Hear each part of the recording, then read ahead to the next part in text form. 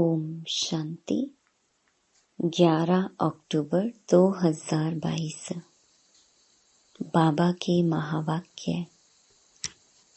मीठे बच्चे, तुम रूहानी ब्राह्मणों का आपस में बहुत बहुत प्यार होना चाहिए। आपस में मिलकर राय निकालो कि कैसे सभी को सत्य बाप का परिचय दें। प्रश्न: बच्चे किस निश्चय के आधार पर अपना भाग्य ऊंच बना सकते हैं? उत्तर: पहले जब बुद्धि में यह निश्चय बैठे कि यहाँ पढ़ाने वाला स्वयं परमात्मा है, उनसे ही हमें सौभाग्य लेना है, तब पढ़ाई रोज पढ़ें और अपना सौभाग्य ऊंचा बना सकें। बाप की श्रीमत है कि बच्चे, तुम्हें किसी भी हालत में रोज पढ़ना है। अगर क्लास में नहीं आ सकते हो तो भी घर में मुरली पढ़ो। गीत: तू प्यार का सागर है। ओम शांति। आत्माएं अर्थात बच्चे जान गए हैं कि हम आत्मा बिंदी मिसल हैं। एक स्टार मुहाफिक है, लेकिन जो आत्मा है वह सेल्फ के बाप को कैसे रियलाइज करे। दुनिया में कोई भी न अपने को न बाप को जानते हैं। तुम जानते हो हम आत्मा बिंदी हैं। कितनी छोटी है, बाप भी इतना छोटा है। आत्मा से परमात्मा बाप कोई बड़ा नहीं है। शरीर तो छोटा बड़ा होता है। अब तुम शिव बाबा की याद में बैठे हो, भल कोई यह भी जान जाए कि आत्मा छोटी बिंदी है, परंतु उसमें 84 जन्मों का पार्ट है। वंडर है ना। जब तक आत्मा शरीर का आधार ना लेवे, तब तक पार्ट बजा ना सके। वैसे परमात्मा भी हम आत्मा के मुहाफिक छोटा है, परंतु बाप क्यों कहा जाता है? क्योंकि वह सदा पावन है। वह परमात्मा को ना जानते भी उनको बाप कहते हैं। जैसे तुम समझ से याद करते हो, वैसे वह भी याद करते हैं। इतने जो भगत हैं, सबका भगवान एक है। जिसको पतित पावन कहा जाता है, तो पतित हैं अनेक और पतित पावन है एक। साधु संत महात्मा भी बुलाते हैं, उनको गॉड फादर कहते हैं, तो सबका फादर ठहराना। फादर को पतित से पावन बनाने आना पड़ता है। पावन बनने का उपाय वही बताते हैं, क्योंकि आत्मा पर पापों का बोझा चढ़ा हुआ है।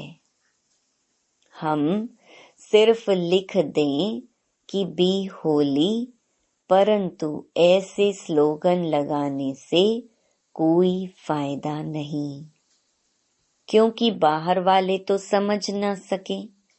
बाकी तुमको तो समझाया हुआ है, तुमको स्लोगन की क्या दरकार है। इसका अर्थ है पवित्र बनो, बाबा को याद करो। जब तक किसको समझाया नहीं जाए, तब तक कुछ समझ ना सके। योग में रहने से पवित्र बन सकते हैं। कहते हैं हिज होलीनेस। यह पवित्रता का टाइटल है। सन्यासियों को होली कहते हैं क्योंकि विकार में नहीं जाते हैं। भल वह पवित्र रहते हैं, ब्रह्म को याद करते हैं, परंतु जन्म विकारियों के पास लेना पड़ता है। तुमको तो कहा जाता है पवित्र रहो और शिव बाबा को याद करो। सन्यासी अपने को कर्म सन्यासी कहलाते हैं, परंतु कर्म का सन्यास होता नहीं। कर्म सन्यास तब हो जब देह ना हो। देह बिगड़ तो घर में परम धाम में रहते हैं। यहाँ कर्म का सन्यास कैसे हो सकता है? यह कहना भी झूठ है। वह कहते जो गृहस्थी कर्म करते वह हम नहीं करते। गृहस्थियों का कर्म तो बहुत है, यज्ञ तप तीर्थ आदि करते हैं। वह सन्यासी भी करते हैं। बाकी फर्क सिर्फ यह है कि वह कमाई कर खाना घर में पकाते हैं। सन्यासी यह नहीं करते हैं। वह मांग कर खाते हैं क्योंकि उनका हठ योग है। हठ योग से परमात्मा से मिल नहीं सकते। जब बाप आए तब तो उनसे कोई मिल सके, और जब तक बाप ना आए तब तक पावन दुनिया की स्थापना भी हो न सके। कितना समझाते हैं, फिर भी समझते नहीं हैं। बच्चे समाचार लिखते हैं, इतने इतने आए। अब देखें कौन कौन अपना सौभाग्य लेते हैं। आते बहुत हैं, परंतु बुद्धि में यह नहीं बैठता कि इन्हें पढ़ाने वाला परम पिता परमात्मा है। हमको उनसे सौभाग्य लेना है। बाप रजिस्टर भी देखते हैं। कोई मास में 8-10 दिन भी आते हैं, कोई नहीं भी आते हैं, तो वह नहीं लिखते। अगर कोई नहीं आता है तो वह मुरली पढ़ता है व नहीं। किसी भी हालत में रोज पढ़ना पड़े। जैसे जप साहिब सुखमनी छोटे छोटे बनाते हैं, समझते हैं कैसे भी पढ़ सकें। तुम समझते हो उस पढ़ने से क्या प्राप्ति होगी? कुछ नहीं। करके थोड़े समय के लिए बुद्धि ठीक होगी, परंतु बाप से कोई मिल ना सके और फिर विकारों में फंस जाते हैं, तो फिर उनसे कोई प्राप्ति नहीं। कहते हैं विनाश काले विपरीत बुद्धि। बरोबर अब विनाश का समय है और कोई भी परमात्मा को नहीं जानते। कहते भी हैं हम रचता और रचना के आदि मध्य अंत को नहीं जानते हैं, परंतु ड्रामा के आदि मध्य अंत को जानना चाहिए ना। बाप समझाते हैं सतयुग है आदि, कलयुग है अंत। तो तीनों काल तीनों लोकों को समझना है। 3 लोक हैं स्थूल वतन, सूक्ष्म वतन, मूल वतन। कहते हैं शास्त्र अनादि हैं, परंतु बाप समझाते हैं जब से रावण राज्य शुरू होता है तब से शास्त्र भी शुरू होते हैं। तो द्वापर युग मध्य हो गया। आधा कल्प सतयुग, आधा कल्प कलयुग, आधा का हिसाब है। वह मध्य को नहीं जान सकते क्योंकि कल्प की आयु लाखों वर्ष कह देते हैं।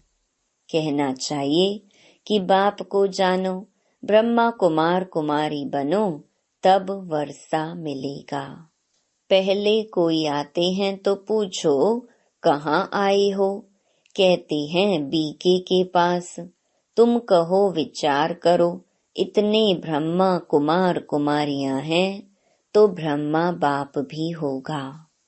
कितने सेंटर्स हैं, ढेरों के ढेर ब्रह्मा कुमार कुमारियां हैं।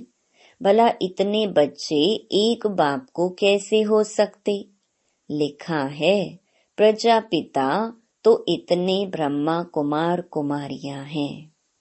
ऐसे ऐसे समझाकर खड़ा करना चाहिए।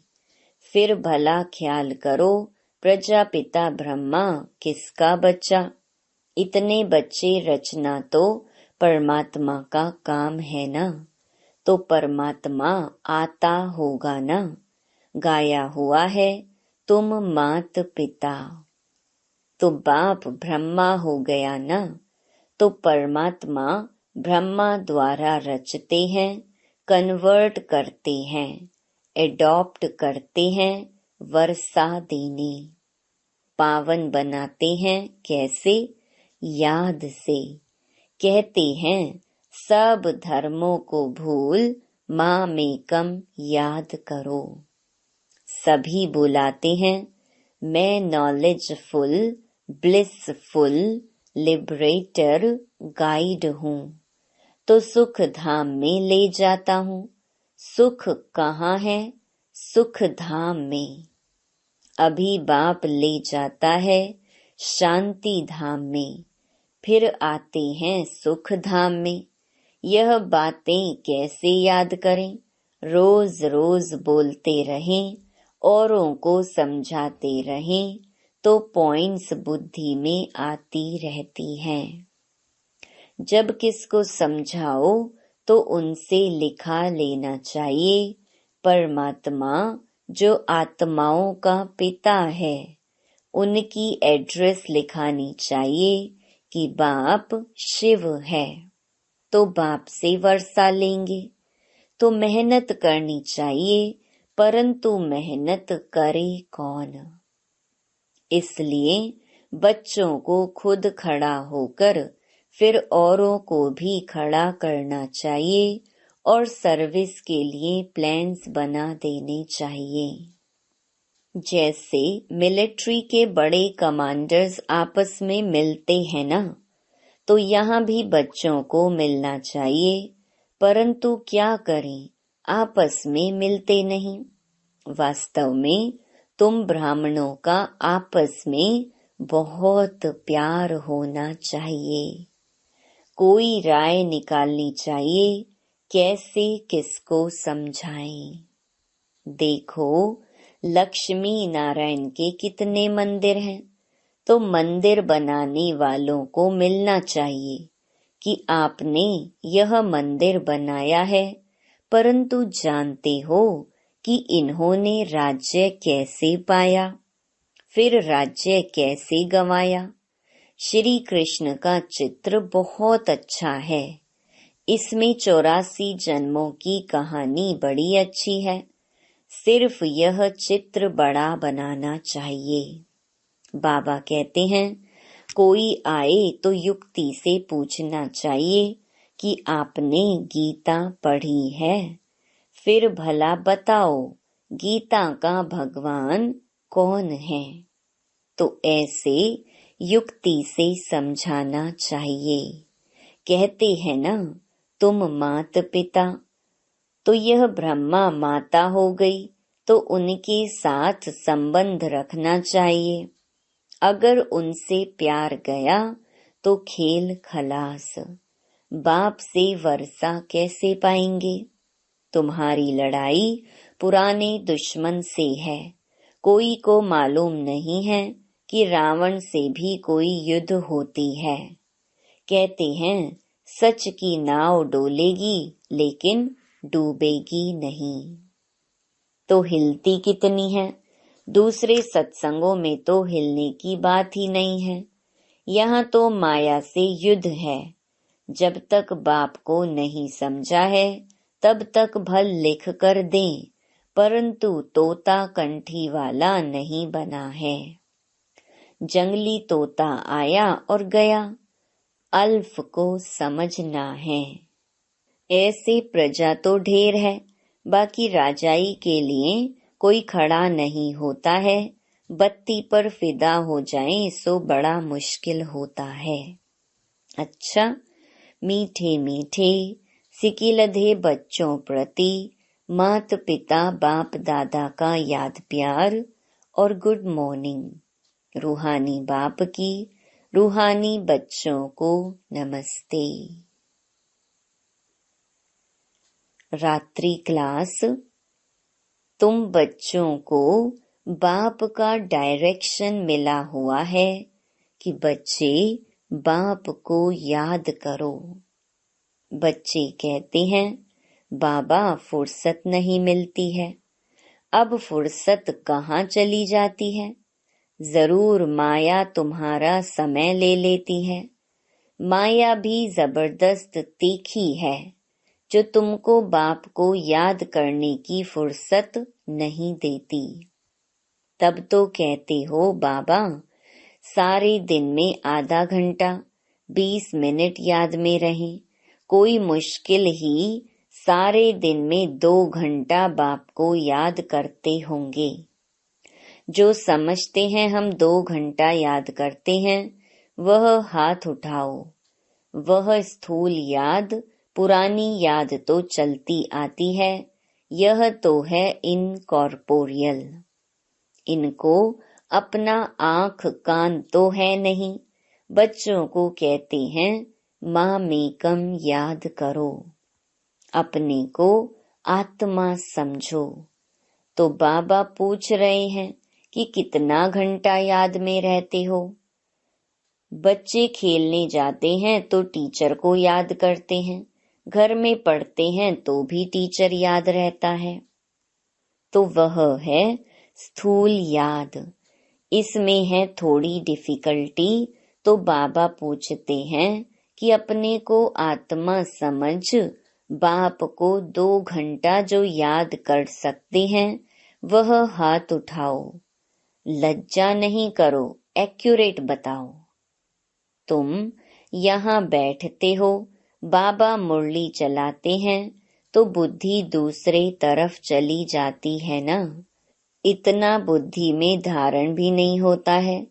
जैसे यहाँ सुबह में 1 घंटा बाबा समझाते हैं, तो क्या वह 1 घंटा बाबा को याद करते हो या बुद्धि बाहर में चली जाती है?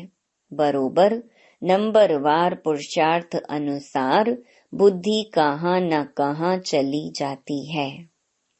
सारा नहीं सुनते हैं।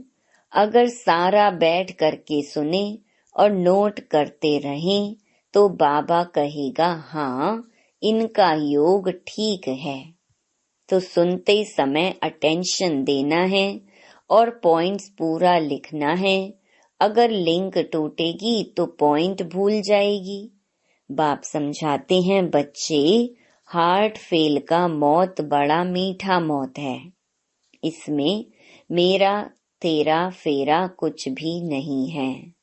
बैठे बैठे यह गिरा, बेहोश हुआ, खलास, बस फिर होश में आए ही नहीं।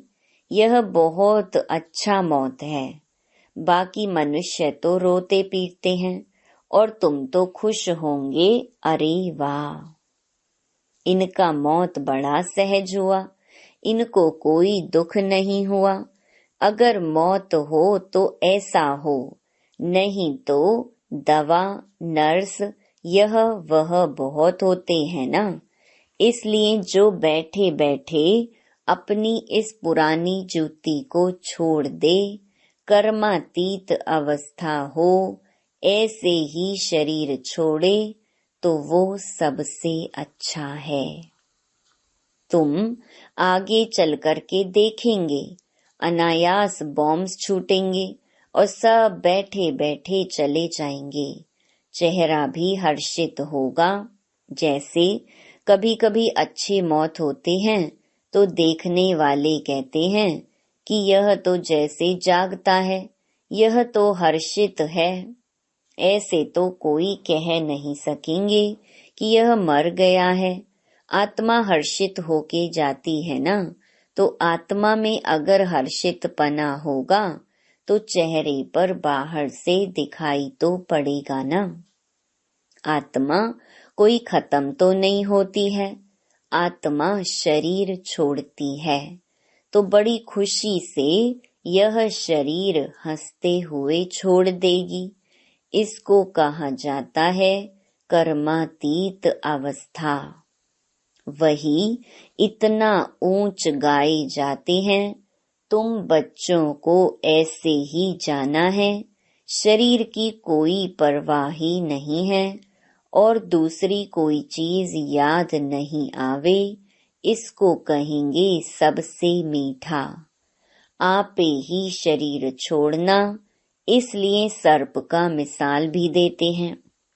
सतयुग में ऐसे होता है जो खुशी से शरीर छोड़ते हैं, तो प्रैक्टिस यहाँ से होगी, पीछे वह प्रैक्टिस चलती रहेगी। तुम बच्चे बाप को कितना प्यार से याद करते हो। अंग्रेजी में कहा जाता है मोस्ट बिलवेड, परम प्रिय, बहुत मीठा। लोगों को तो परम प्रिय मोस्ट बिलवेड कह नहीं सकते। बाप कहते हैं बच्चे, मैं तुम्हारा बाप भी हूँ, टीचर भी हूँ, गुरु भी हूँ। तुम कभी टीचर को भूलो तो बाप को याद कर सकते हो। बाबा गाइड है। गाइड को पंडा भी कहा जाता है। वह दुख से लिबरेट करने वाला, शांति धाम में ले जाने वाला है। उसके पीछे है सुख धाम। तो तुमको यह ज्ञान घास मिलता है, फिर इसको विचार सागर मंथन करते रहो। जैसे गाय का मुख चलता रहता है, तुम्हारा मुख तो चलने की दरकार नहीं है। बाकी अंदर में सब कुछ याद करना है। जैसे तुम हो ऐसे हम हैं। हमको तो और भी कम घंटे मिलते हैं, क्योंकि हमारा बुद्धियोग बाहर में बहुत जाता है। कभी कोई की चिट्ठी आई, फलाने की खिटपिट है, यह है वह है, तो सारा दिन उस तरफ बुद्धि जाती है। परंतु शायद बच्चों से जास्ती बाबा को सहज है, क्योंकि बगल में साथ में रहता है। जब बाबा भोजन खाने के लिए बैठते हैं तो सोचते हैं, अच्छा मैं बाबा को याद करता हूँ। 2-3 मिनट याद रहती है, फिर भूल जाता हूँ। याद हवा मुहाफिक उड़ जाती है। बच्चे ट्राई करके देखो, सहज होते भी याद में टाइम तो लगता है ना। अच्छा, मीठे मीठे सिकीलधे रूहानी बच्चों प्रति रूहानी बाप व दादा का दिल व जान, सिक व प्रेम से याद प्यार और गुड नाइट। मीठे मीठे सिकीलधे रूहानी बच्चों प्रति रूहानी बाप की नमस्ते। धारणा के लिए मुख्य सार। पहला, आपस में बहुत प्यार से रहना है। मिलकर राय निकालनी है कि किस युक्ति से हरेक तक बाप का संदेश पहुंचाएं। दूसरा, यह विनाश का समय है, इसलिए एक बाप से सच्ची प्रीत रखनी है। योग से आत्मा को पावन बनाना है। वरदान, स्वराज्य के साथ बेहद की वैराग्य वृत्ति को धारण करने वाले सच्चे सच्चे राज ऋषि भव। एक तरफ राज्य और दूसरे तरफ ऋषि अर्थात बेहद के वैरागी। ऐसे राज ऋषि का कहाँ भी, चाहे अपने में चाहे व्यक्ति में, चाहे वस्तु में लगाव नहीं हो सकता, क्योंकि स्वराज्य है तो मन, बुद्धि, संस्कार सब अपने वश में है, और वैराग्य है तो पुरानी दुनिया में संकल्प मात्र भी लगाव जा नहीं सकता। इसलिए स्वयं को राज ऋषि समझना अर्थात राजा के साथ साथ बेहद के वैरागी बनना। स्लोगन: समझदार वह है जो सब आधार टूटने के पहले एक बाप को अपना आधार बना ले। Om Shanti. Click here to like, subscribe and press the bell icon to stay updated with our latest videos.